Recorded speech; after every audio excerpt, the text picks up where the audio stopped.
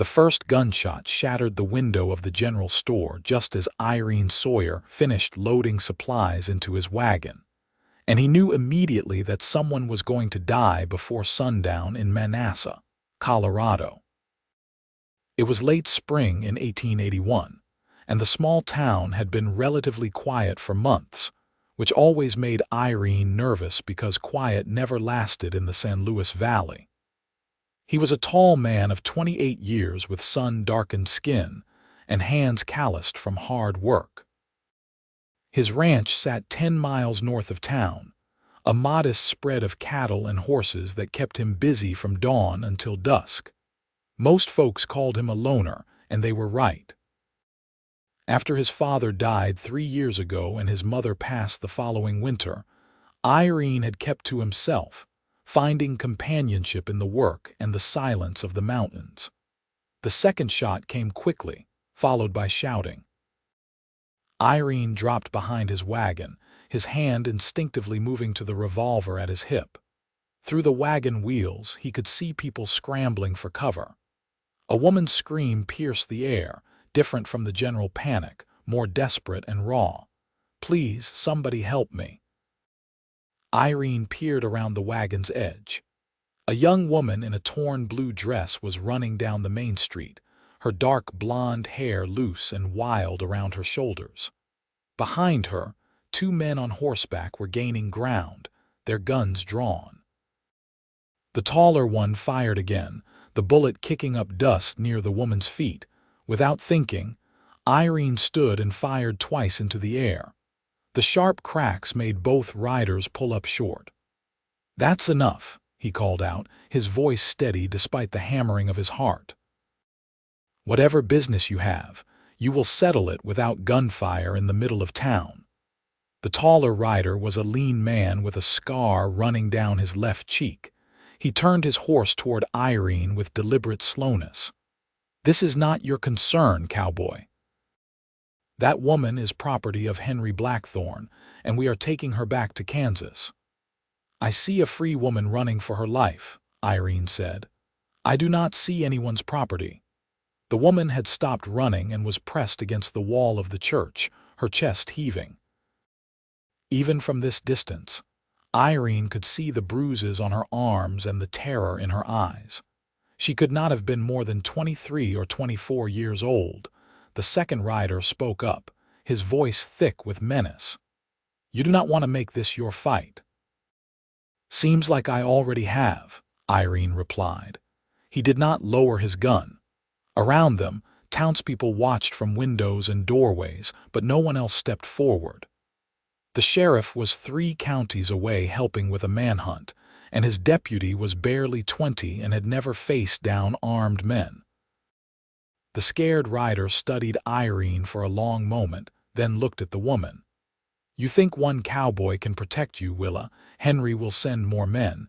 He will send as many as it takes." Willa. So that was her name. She did not respond, just pressed herself harder against the church wall. "Maybe he will," Irene said, "but that will be tomorrow's problem. Today, I suggest you both ride out of Manassas before I decide to stop aiming at the sky." The tension stretched like a wire pulled too tight. Irene could feel sweat running down his back despite the cool mountain air. Finally, the scarred rider spat into the dirt. "This is not finished." "I expect not," Irene agreed. The 2 men wheeled their horses and rode east, back toward Kansas. Irene did not lower his gun until they were specks on the horizon. Only then did he turn to look at the woman properly. She had slid down the church wall and was sitting in the dirt, her whole body shaking. He approached slowly, holstering his gun. "Madam, are you hurt?" She looked up at him with eyes the color of storm clouds. "They will come back. They will come back and kill you for this." "Probably," Irene said. "But that does not change what needs doing right now. Can you stand?" She nodded and tried to rise, but her legs would not hold her. Irene reached down and gently helped her to her feet. Up close, he could see more bruises on her neck and a cut on her lip that looked recent. "My name is Irene Sawyer. I have a ranch north of here. It is not much, but it is far enough from town that unexpected visitors can be seen coming from a long way off. You want to take me to your ranch? Her voice was hoarse, suspicious.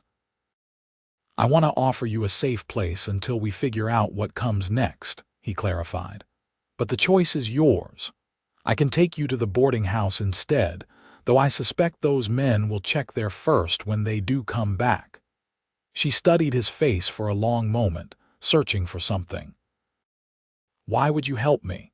You do not even know me. I know you are scared, and I know running from men with guns is not something people do for fun, Irene said. That is enough. Willa Preston, she said finally. My name is Willa Preston, and yes, I would be grateful for somewhere safe to stay. The ride to the ranch was tense and quiet. Irene kept his rifle across his lap, and his eyes on the horizon while Willa sat rigid beside him in the wagon. She had accepted a blanket to wrap around her shoulders, but she kept her arms crossed tightly as if holding herself together through Will alone. The sun was lowering toward the Sangre de Cristo Mountains when they finally turned onto the narrow trail that led to the Sawyer Ranch. It was a simple property, a sturdy log house with a stone chimney, a barn, a corral, and several outbuildings. Irene had built most of the structures himself with his father, and while it was not grand, it was solid and well-maintained. You live here alone? Willa asked as they pulled up to the house. Yes, madam. My parents both passed some years back. I have a hand who comes by twice a week to help with the heavy work, but otherwise it is just me and the animals. He helped her down from the wagon, noting how she winced when her feet hit the ground. When did you last eat? Yesterday morning, she admitted. Maybe the morning before. I have been traveling for 6 days. 6 days from Kansas. 6 days of hard travel, sleeping rough and staying off the main roads. She looked at him with those gray eyes again. I stole a horse from Henry Blackthorne's stable. I imagine that is another crime they will hold against me. Irene led her into the house. The interior was neat but sparse, furnished with handmade furniture and practical necessities. He quickly built up the fire in the stove and set water to boil. I cannot say I am much of a cook, but I can make a decent stew and biscuits. I can cook, Willa said quickly. If you are going to give me shelter, the least I can do is earn my keep. You are not required to earn anything, Irene said. But if cooking makes you feel better, I will not object. The kitchen is yours. He showed her where he kept the supplies, then excused himself to tend to the animals. In truth, he needed a few minutes to think. He had just made an enemy of someone powerful enough to send armed men across state lines. He had invited a strange woman into his home. And most puzzling of all, he had done it without hesitation, as if some part of him had been waiting for exactly this moment. When he returned to the house 40 minutes later, the smell of cooking food made his stomach growl. Willa had found his supplies and created something that smelled infinitely better than anything he had made in months. She had also washed her face and attempted to tidy her hair, though it was still loose around her shoulders. I found some dried beef and potatoes, she said, not quite meeting his eyes. And I made biscuits. I hope that is acceptable. It smells wonderful, Irene said honestly. He washed his hands in the basin and sat at the small table. She served them both, then sat across from him, her movements careful and controlled. They ate in silence for several minutes. Irene noticed she was eating slowly, as if her stomach had shrunk from days of near starvation. Finally, he spoke. You do not have to tell me your story if you do not want to, but if those men are going to come back, it might help to know what I am dealing with. Willa set down her fork and took a shaky breath. Henry Blackthorne is a wealthy man in Lawrence, Kansas. He owns a textile mill and half the businesses in town. 3 months ago, he decided he wanted a wife, and he decided that wife would be me. You did not agree, I did not get a choice, she said bitterly. My father owed Henry money, a substantial gambling debt. Henry offered to forgive the debt if I would marry him. My father accepted on my behalf before I even knew about it.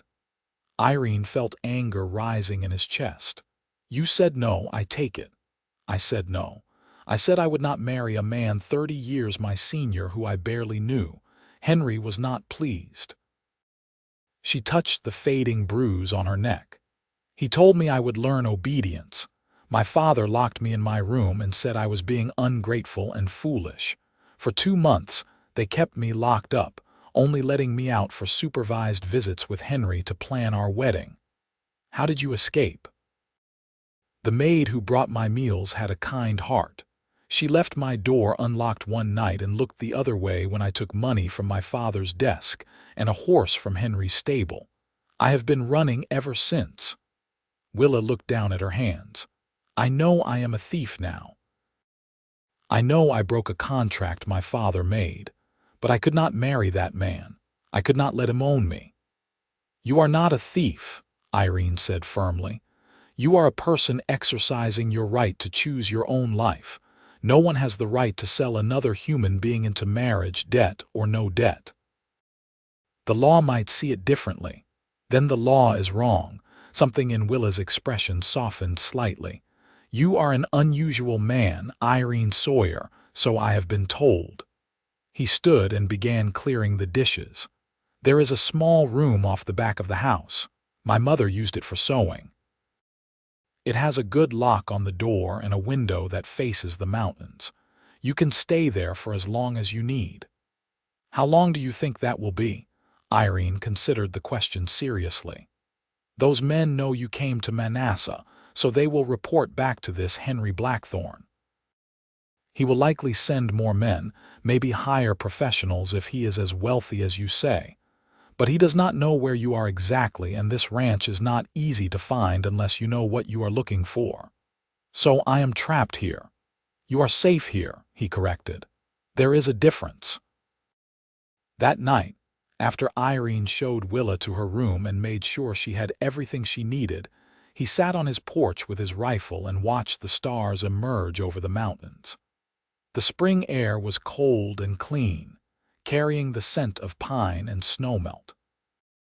He had lived alone for so long that he had almost forgotten what it felt like to have another person in the house, to hear footsteps and quiet movements in the other room. He thought about the fear in Willa's eyes when those men were chasing her, and he thought about the strength it must have taken to run for 6 days straight with nothing but hope and determination. She was brave, he realized. Terribly, impressively brave. Over the following days, they fell into an unexpected rhythm. Irene woke before dawn as always and tended to the animals and the land. Willa seemed unable to sit idle, so she threw herself into improving the house. She cleaned and organized, mended his worn clothes, and cooked meals that made him realize how poorly he had been eating for years. She also talked, slowly at first, then more freely. She told him about growing up in Lawrence, about her mother who had died when she was 15, about her love of books and her dream of becoming a teacher. She talked about her father's descent into gambling and drinking after her mother's death, and the way Henry Blackthorne had seemed like a respectable suitor until she learned what kind of man he truly was. He was cruel, she said one evening as they sat on the porch after dinner. Not just to me, but to everyone who worked for him. I saw him beat a man half to death once for dropping a crate of fabric. He smiled while he did it. Irene felt his hands tighten on the porch railing. Did he hurt you? Beyond the bruises I saw, he tried, Willa said quietly. The night before I escaped, he came to my room. He said we were as good as married already, so what did it matter if we anticipated our vows? I fought him. I broke a lamp over his head and screamed until my father came. Henry left, but he promised he would be back. That was when I knew I had to run, no matter the cost. I am glad you did, Irene said. I am glad you got away. She looked at him in the fading light. "Why are you so kind to me? Most men would have expected something in return by now." "Then most men are fools," Irene said bluntly. "You have been through enough without me adding to it. Besides, I asked nothing because I want nothing except to know you are safe." "Everyone wants something," Willa said, but her voice was uncertain now, as if she was beginning to believe he might be different. "I want to see you smile without fear in your eyes," Irene admitted. "I want to hear you laugh. I want to watch you realize that you are truly free. That is what I want." She did smile then, small and tentative, but real. "You are a strange man, Irene Sawyer. You said that already." It bears repeating. The first week passed without incident, then the second. Irene's ranch hand, a good-natured man named Tom Cooper, arrived as scheduled and asked no questions about the woman now living in Irene's house, though his curiosity was obvious. Irene took him aside and explained the situation briefly, and Tom nodded seriously. "Henry Blackthorne," Tom said, testing the name. "I have heard of him. Rich man from Kansas, owns half of Lawrence. Mean as a snake from what I hear." "That matches what I know," Irene confirmed. "If anyone comes around asking questions, you have not seen any woman fitting her description." "Have not seen anyone but you and your ugly cattle," Tom agreed. "Though I will say, your cooking has improved dramatically. Miracle of nature, that." Despite the danger hanging over them, Irene found himself happier than he had been in years. Having Willa in the house brought a warmth and life he had not realized he was missing.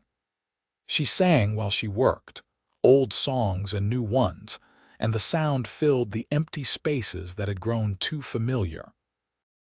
He also found himself watching her more than he should. The way she pushed her hair back when she was concentrating, the small smile she got when she successfully repaired something, the grace in her movements despite the lingering caution in her eyes. She was beautiful, but more than that, she was strong and clever and kind. One afternoon, he was working on repairing a section of fence when Willa appeared with a jar of water and some bread. "You have been out here for 6 hours without stopping," she said. "You need to eat." "I wanted to finish this section before the rain comes," Irene said, but he accepted the water gratefully. She sat on a nearby rock and watched him work. "Can I ask you something?" "Of course." "Why do you live out here alone? A man like you could have married, had a family." Irene drove another nail before answering. "I was engaged once. Sarah Martin was her name. We planned to marry in the spring of 1878, but she met a banker from Denver and he could offer her things I could not. A house in town, security, status. She chose him, and I cannot say I blame her. This life is hard and it is lonely." "That is her loss," Willa said softly. "Any woman would be lucky to have you." He looked at her, this brave, broken woman who was slowly putting herself back together. "I think I was waiting for the right woman. Someone who wanted this life for what it is, not for what it could be dressed up as." The air between them seemed to thicken. Willa looked away first, but Irene noticed the color in her cheeks. "I should get back to the house. I am making chicken for dinner." "Willa," she stopped and turned back. "I am glad you are here. I want you to know that."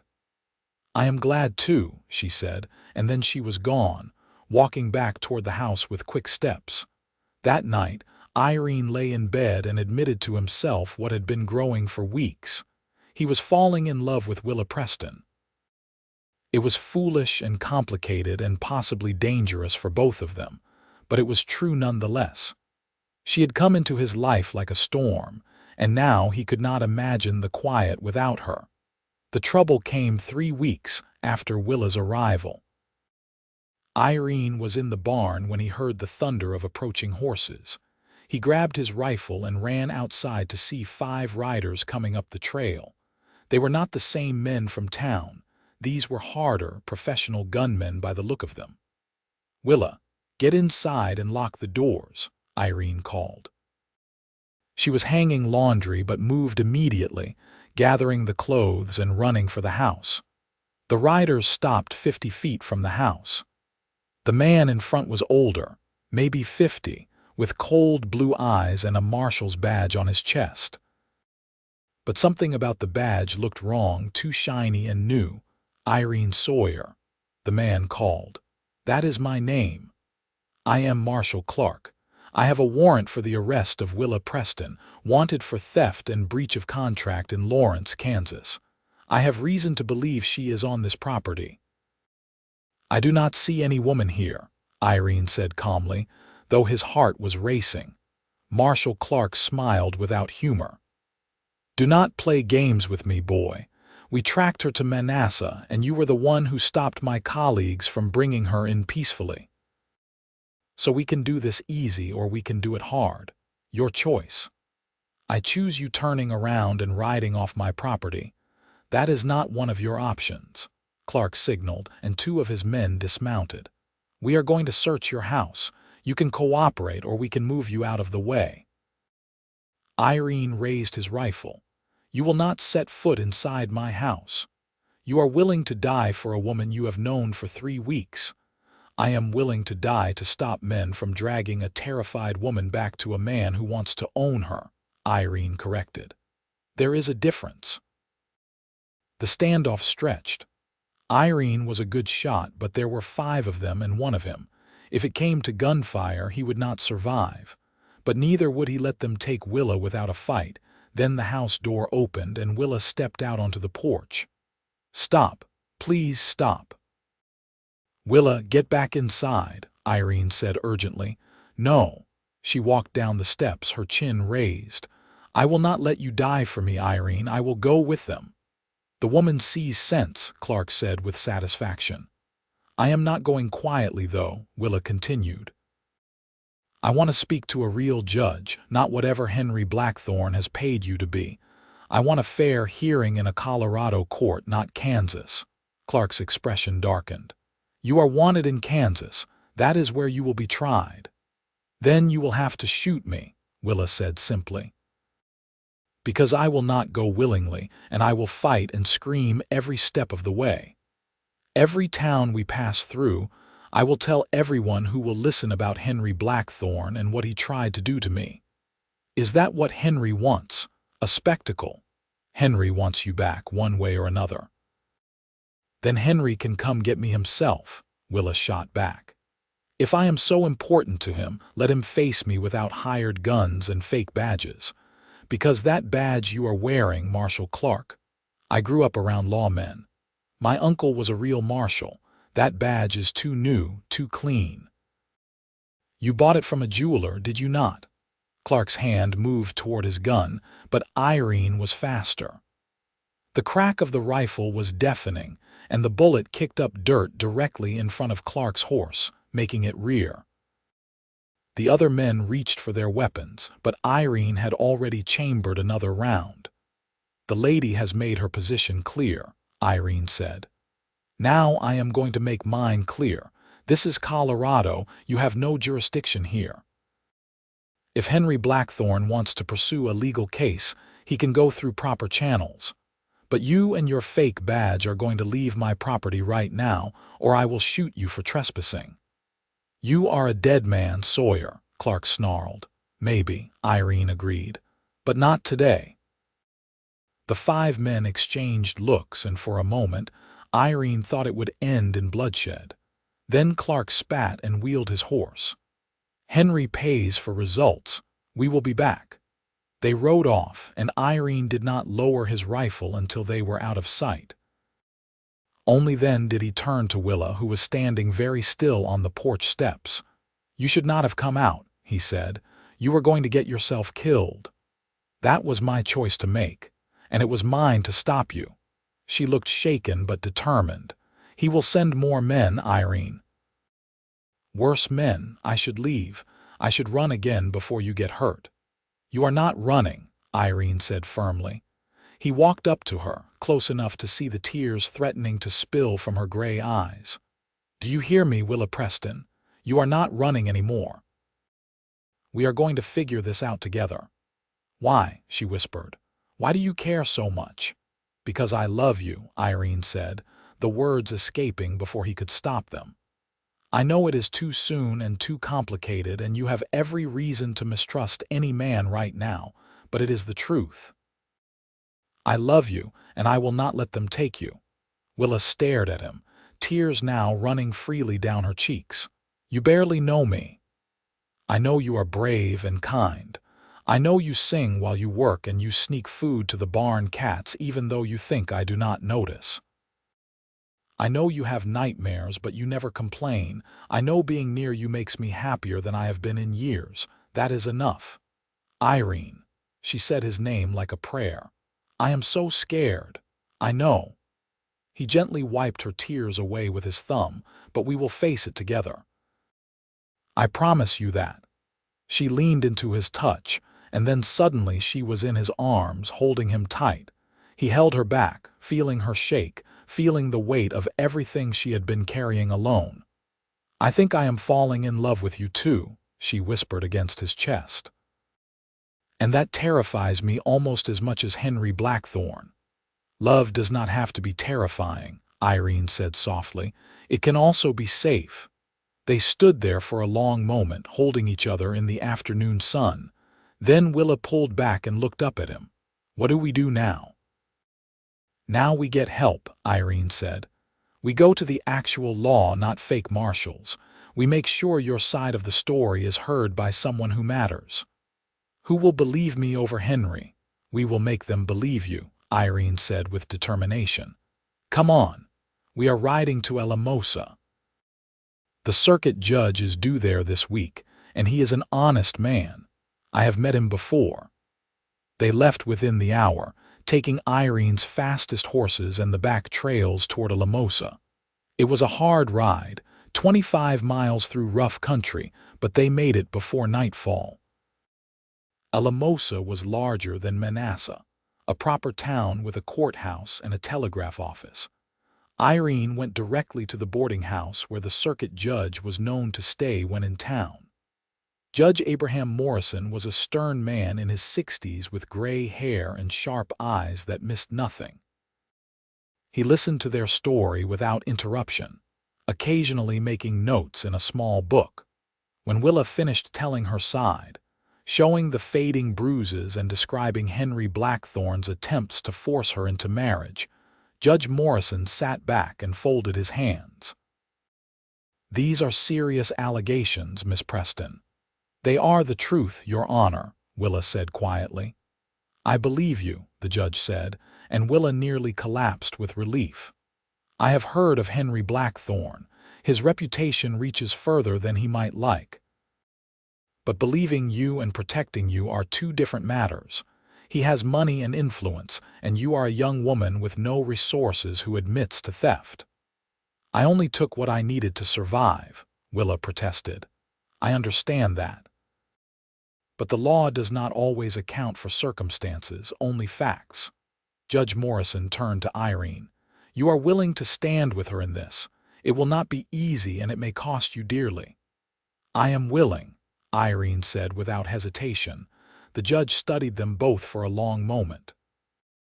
"I am going to write a letter to a colleague in Kansas, a judge who has authority over Lawrence. I will outline Miss Preston's allegations and request a formal investigation into Henry Blackthorne's conduct. In the meantime, Miss Preston, you will remain in Colorado under the protection of this court. If Blackthorne sends more men, they will be acting outside the law and can be treated as such." "Will that really stop him?" Willa asked. "It will slow him down," Morrison said. "And it will create a legal record. If something happens to you, there will be questions that he will have to answer. That is the best protection I can offer right now." It was not perfect, but it was something. They thanked the judge and found a room at the boarding house for the night. Irene insisted on separate rooms, even though they only had money for one. He gave Willa the room and said he would sleep in the stable with the horses. "You do not have to do that," Willa said. "Yes, I do," Irene replied gently. Your reputation is already damaged by running away and staying at my ranch. I will not make it worse." She touched his hand. "Thank you for everything. Get some rest. We have a long ride back tomorrow." But that night, as Irene lay in the hay loft, he heard footsteps on the ladder. Willa appeared in the dim light from the moon, wrapped in a blanket. "I could not sleep," she said. "I kept thinking about those men coming back, about Henry finding me, and I realized something." "What?"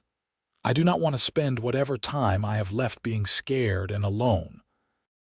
If something happens tomorrow or the next day, I want to have really lived first." She moved closer. "I want to be with you, Irene, really be with you. Willa." His voice was strained.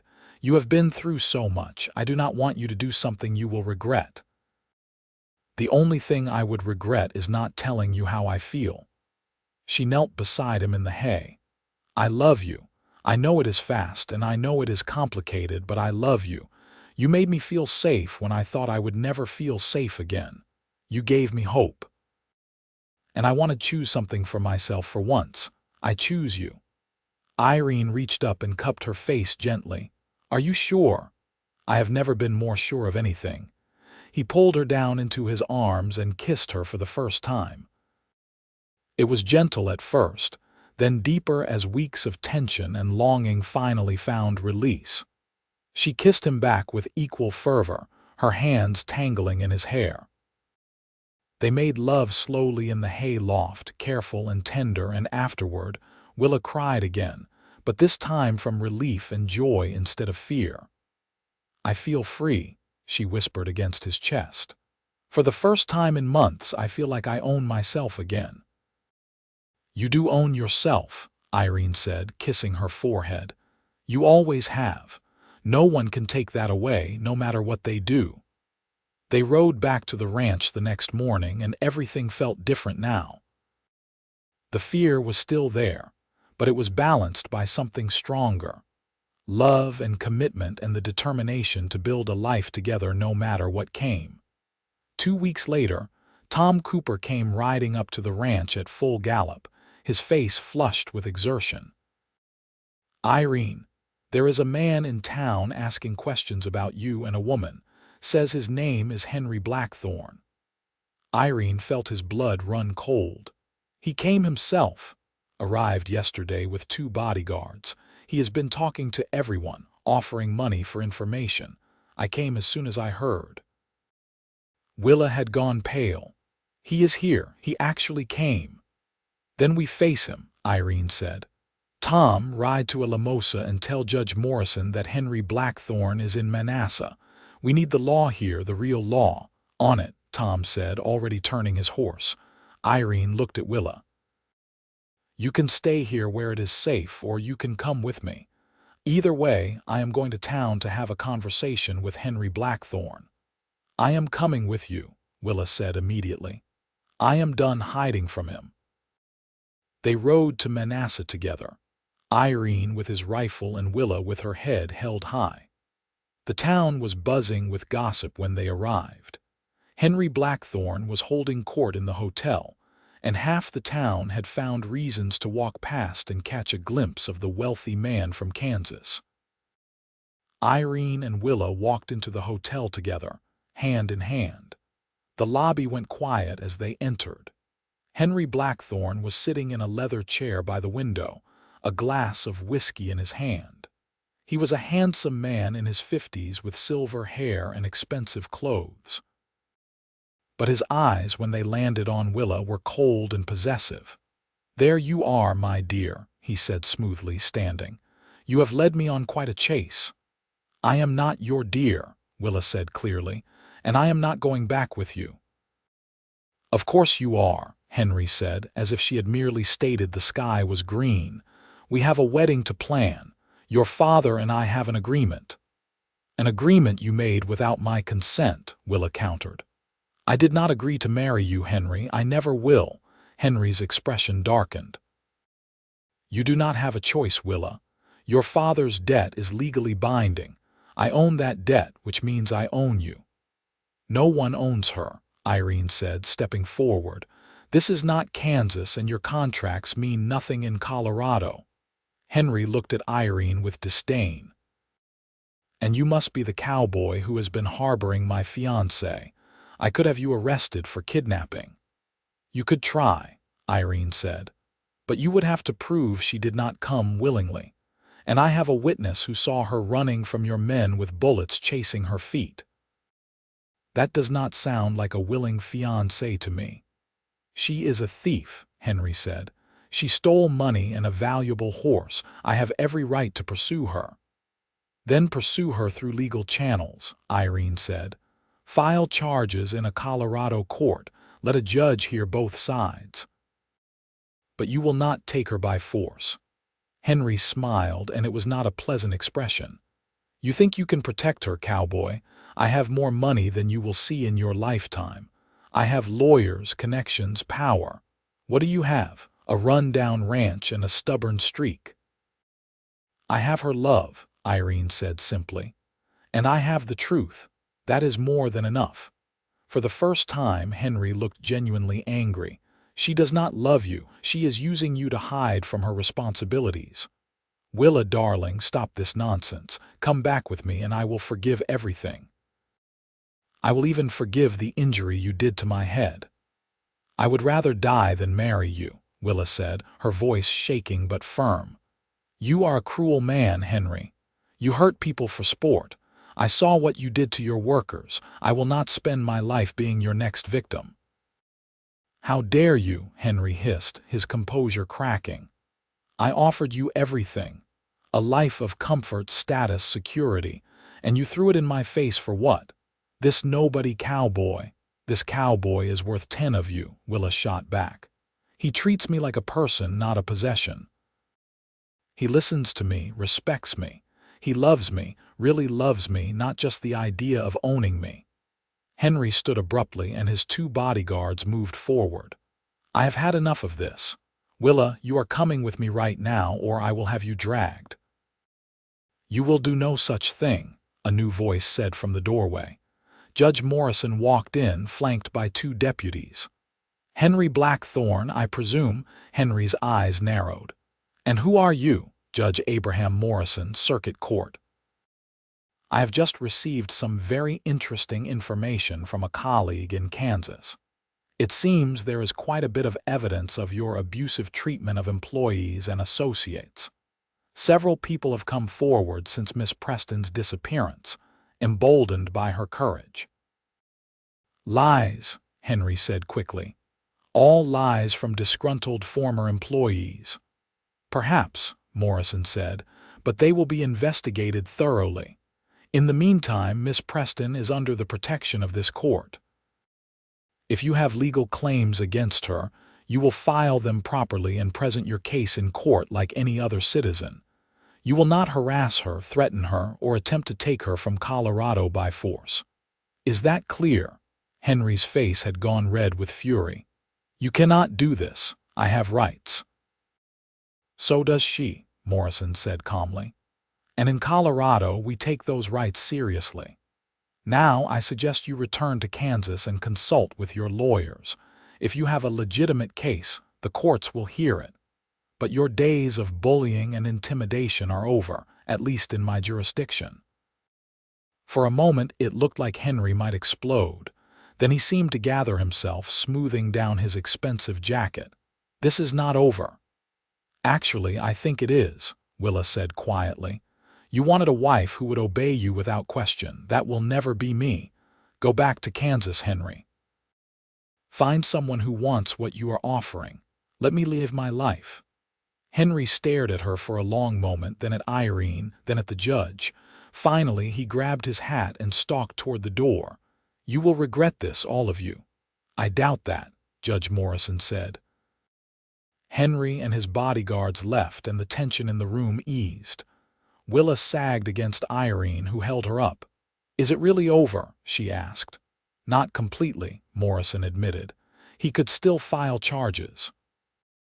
But with the investigation starting in Kansas and your testimony here, I doubt any judge would force you to return. And without the threat of immediate legal action, he has no power over you. "Thank you," Willa said, tears streaming down her face. "Thank you so much." "Thank this cowboy of yours," Morrison said with a slight smile. "He is the one who refused to let you face this alone. That kind of loyalty is rare." After the judge left, Irene and Willa walked out of the hotel into the bright Colorado sunshine. People stared, but Willa did not care anymore.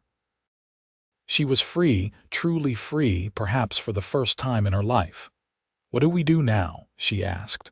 "Now we go home," Irene said, "and we start building the life we want." I like the sound of that. They were married 3 weeks later in the small church in Manassas. It was a simple ceremony with Tom Cooper as witness and a handful of townspeople in attendance. Willa wore a simple white dress she had sewn herself, and Irene wore his Sunday best. When the preacher pronounced them husband and wife, Irene kissed her with all the love and relief he had been holding inside. The years that followed were not always easy, but they were good. Irene and Willa built their life together at the ranch, working side by side to improve the property and expand the herd. Willa started a small school for local children, teaching them reading and arithmetic in the front room of their house 3 days a week. Irene built furniture to sell in town, his skilled hands creating beautiful pieces that were highly sought after. They heard from Kansas only once more. A lawyer sent a letter informing them that Henry Blackthorne had been arrested for assault after beating a worker who protested unfair wages. He was awaiting trial. The charges Willa had stolen his horse and money were quietly dropped. "It is really over now," Willa said after reading the letter. "He cannot hurt anyone else." "Justice caught up with him," Irene agreed, "as it usually does." 3 years after their wedding, on a cold November morning, Willa gave birth to their first child, a healthy boy with his father's dark hair and his mother's gray eyes. They named him Thomas, after Tom Cooper, who had become like family to them. The birth was hard, and Irene spent the entire labor pacing the porch, praying harder than he ever had in his life.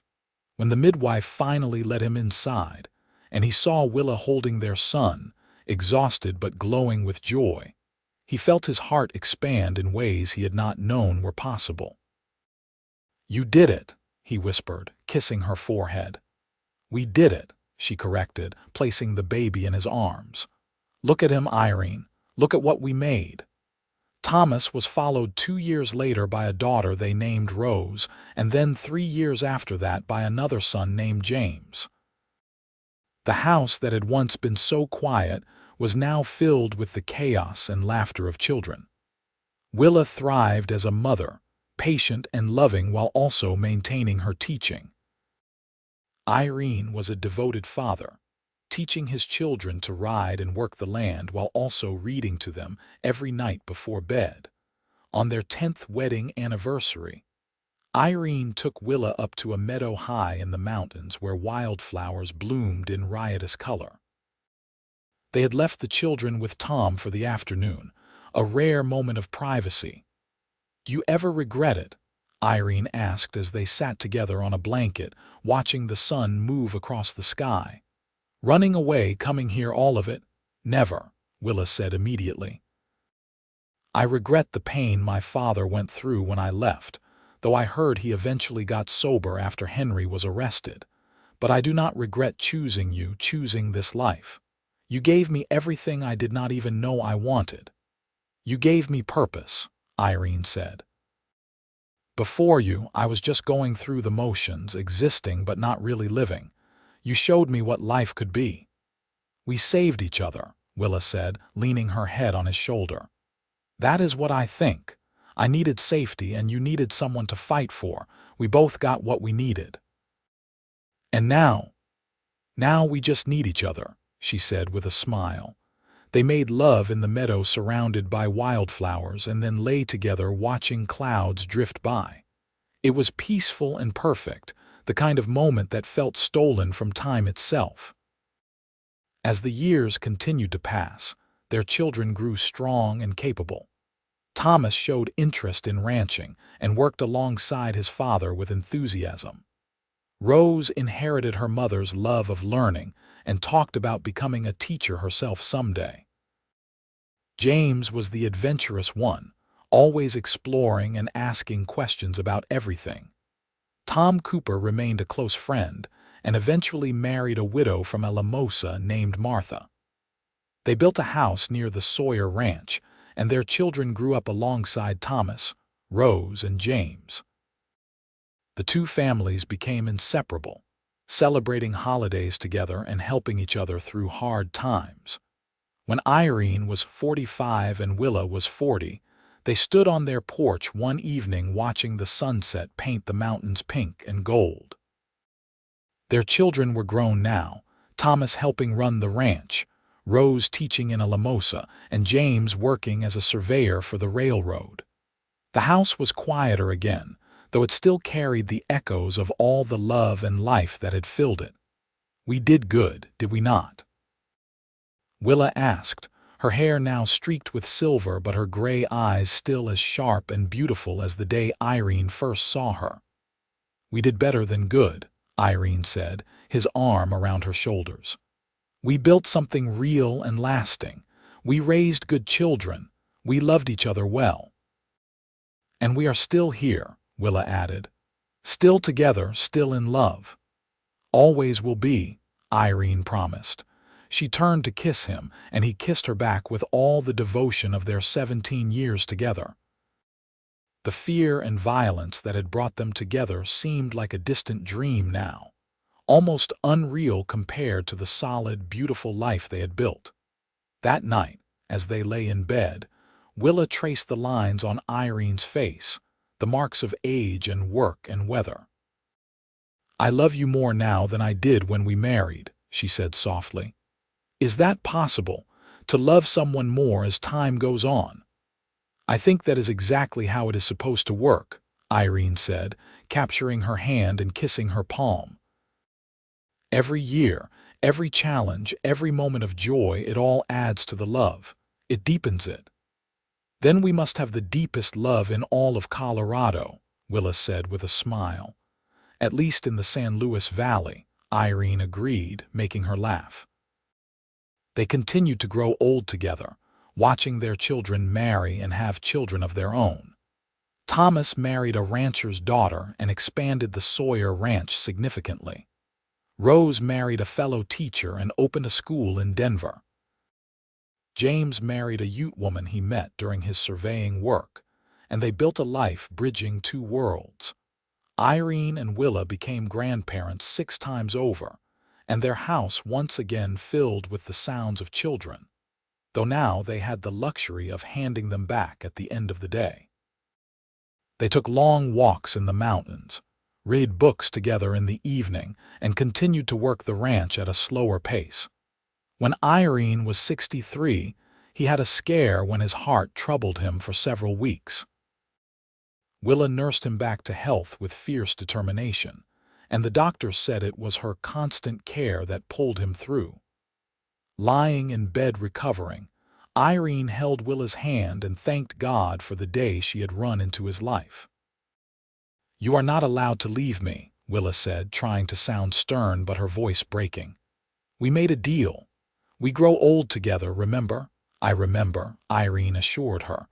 "I am not going anywhere." And he did not. He recovered fully and lived another healthy 20 years. Willa remained at his side through it all, her love and presence constant as the mountains themselves.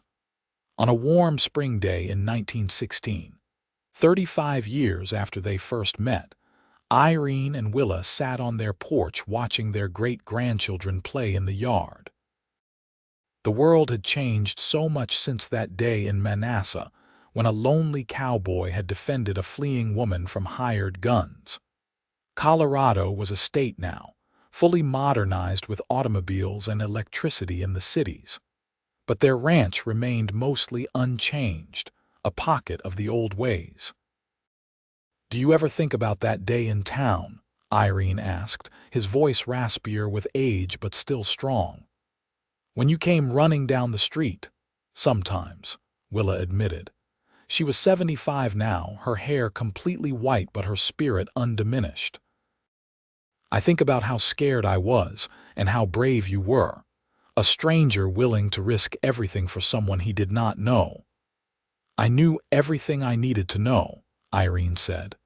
I saw a woman who needed help and I saw my future, even if I did not recognize it yet. Romantic old fool, Willa said affectionately. You're romantic old fool, he corrected. She leaned over and kissed him gently. Always and forever. That evening, surrounded by family for Sunday dinner, Irene looked around the crowded table at his children, grandchildren, and great-grandchildren. He saw Willa laughing at something James was saying, saw the life and love that radiated from her, and felt complete satisfaction. They had taken fear and violence and transformed it into this: 3 generations of family, a successful ranch, and a love story that had lasted decades. Later, as they prepared for bed, Willa found an old photograph from their wedding day. They looked so young in it, Irene stern and serious, Willa cautiously hopeful. Look at us, she said. We had no idea what was coming. Would you want to know? Irene asked. If you could go back and see the future, would you want to? Willa considered the question seriously. No, the uncertainty was part of it. Not knowing if we would make it, having to build everything from scratch, facing each challenge as it came. That was what made it real. We made it, Irene said simply. We did. She set the photograph down and took his hands. Thank you, Irene Sawyer. Thank you for saving me, for loving me, for building this life with me.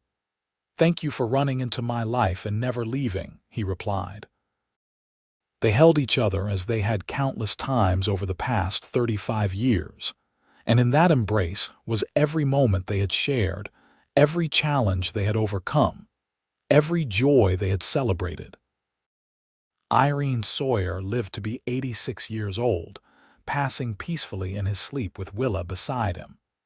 She followed him 2 years later, also in her sleep, as if she had just been waiting to put their affairs in order before joining him. They were buried side by side on a hill overlooking their ranch, under the mountains they had both loved. Their children, grandchildren, and great-grandchildren gathered for the funeral, and Thomas told the story he had heard so many times.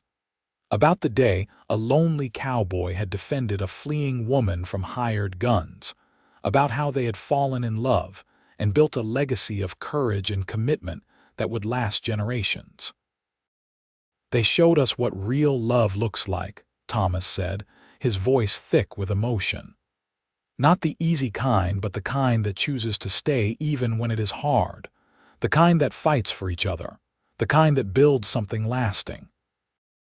Rose added her own memories of her mother teaching her to read and her father teaching her to ride.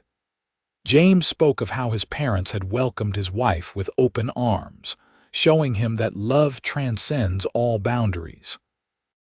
The grandchildren and great-grandchildren shared their own stories, painting a picture of 2 people who had loved completely and lived fully.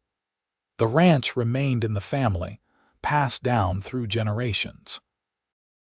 The house was expanded and modernized over the years, but the original room where Willa had first stayed, the room with the lock and the mountain view, was preserved as it had been. Family members would sometimes stand in that room and imagine that frightened woman finding safety there, and the lonely cowboy who had given her sanctuary. In the town of Manassas, the story of Irene and Willa became local legend, told and retold in various forms. The church where they were married held their wedding photograph in the parish hall, a reminder of simpler times and enduring love. The hotel where Henry Blackthorne had confronted them was torn down eventually, but people still pointed to the spot and told the story of the judge who had stood up for a woman's right to choose. The legacy of Irene and Willa Sawyer was not just in their descendants or their property, but in the example they set. They showed that courage comes in many forms, that love can be found in the darkest moments, and that two people committed to each other can overcome any obstacle. Their story demonstrated that safety and purpose are not just things we find, but things we create through our choices and our devotion to each other. Years later, one of their great-great-granddaughters, a woman named Irene, stood on the porch of the old ranch house and looked out at the same mountains Irene and Willa had watched for so many years. She was writing a book about her family's history, and she had spent months researching and interviewing relatives. "It is an incredible story," her husband said, coming to stand beside her. "A woman fleeing violence finds safety with a stranger, and they build this." He gestured at the thriving ranch, the happy family, the life that had grown from that single act of courage. "It is more than incredible," Irene said. "It is proof that the choices we make matter, that standing up for what is right, even when it is dangerous, can change everything." My great-great-grandfather could have looked away that day in Manasseh. He could have decided it was not his problem, but he did not. He chose to help, and that choice created all of this. "And your great-great-grandmother chose to trust him," her husband added. "That took courage too." "They gave each other what they needed most," Irene said. "She needed safety and he needed purpose, and from that they built love. Real, lasting, transformative love." She looked down at the notes in her hand, at the interviews and letters and photographs that told the story of Irene and Willa Sawyer. It was a story worth preserving, worth sharing, worth remembering. Not because it was perfect, they had faced challenges and hardships like any couple, but because it was real. It showed that love is not just a feeling but a choice, made over and over again, day after day, year after year. The sun was setting over the Sangre de Cristo Mountains, painting the sky in shades of orange and red and purple, the same sky that Irene and Willa had watched together for 35 years. In that moment, Irene felt connected to them across the decades, understanding in a deep way what they had built and why it mattered. "Thank you," she whispered to her ancestors, to the lonely cowboy and the fleeing woman who had found each other and created something beautiful from fear and violence. "Thank you for showing us how it is done." The wind rustled through the pines, carrying the scent of wildflowers and mountain air, and for just a moment, Irene could almost hear it. The sound of Willa singing as she worked, the cadence of Irene's steady footsteps, the laughter of children who had grown up safe and loved. The past was gone, but it lived on in the present, in the land they had tended and the love they had nurtured and the family they had created. The story of Irene and Willa Sawyer was complete, a circle closed, a life well lived. But its impact continued, rippling forward through time, touching lives that had never known them personally but were forever changed by their example. They had shown that even in the hardest times, in the wildest places, love can take root and flourish. That safety is something we give each other. That purpose is found in fighting for those who cannot fight for themselves. A lonely cowboy had hired a woman fleeing violence. She had found safety, and he had found purpose. But more than that, they had found each other, and in finding each other, they had found everything they would ever need. Their story, simple and profound, became a testament to the power of courage, the strength of commitment, and the transformative nature of love that chooses to stay. And in the end, that was the greatest legacy of all. Not the ranch or the family or the material things they had built, but the example of two people who had loved each other completely, who had chosen each other every day, and who had shown everyone who came after them what it really means to build a life together. Their love had been tested by violence and fear, by distance and danger, by time and age, and it had endured through all of it, strong and steady as the mountains themselves. The story ended not with dramatic fanfare, but with simple, profound truth. They had lived, they had loved, and they had left the world better than they found it. For a lonely cowboy and a fleeing woman who had met on a dusty street in Manassas, Colorado in 1881, that was more than enough. It was everything,